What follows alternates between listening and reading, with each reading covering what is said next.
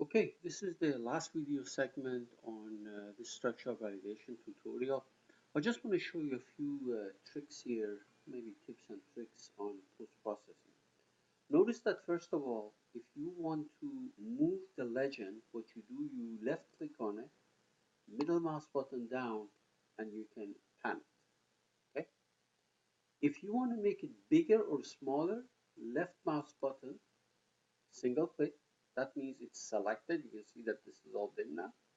And a single middle mouse button down, a single right click, and notice that you can make it bigger or smaller.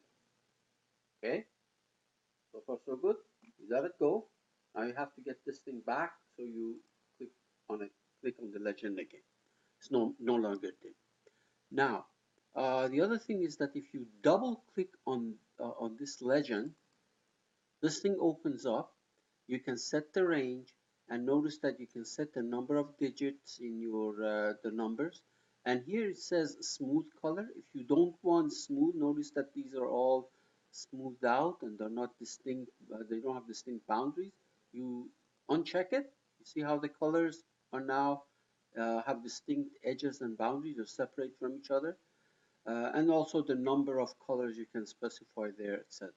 And also you click on the horizontal or vertical, this thing goes vertical or horizontal. So I'll just leave it like this.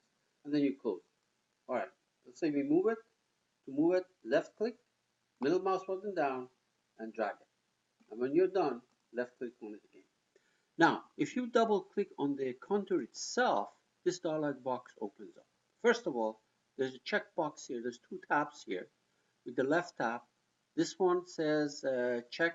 If I uncheck it and apply, the deformation, the stresses are plotted on the undeformed configuration.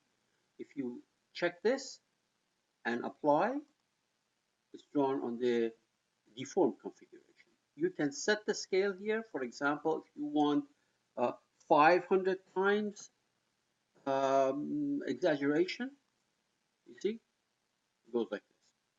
All right, now the other one is if you click on the other tab, it says only show me only the outline.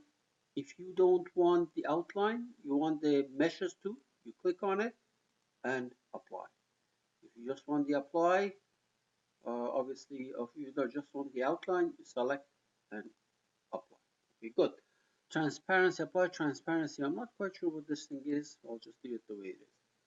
Now, what else do I want here? And I close that. Okay, where? Oh, let me see now. Here, if you look at this, if you, for example, click on maximum and minimum right there, it shows you the location of maximum entity that you're plotting and the minimum. Obviously, minimum is of no interest to us, so no need.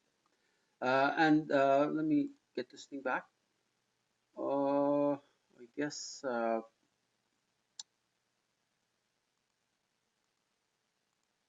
oops. Okay. So all right. Let's see now.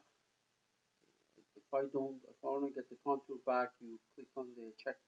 Let's try it again. On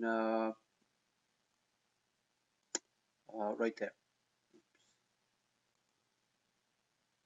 Section cut.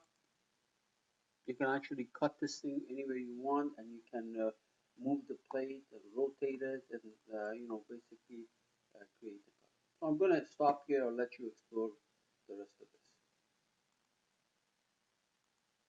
I hope you found this video clip useful, but I also suggest that you read the document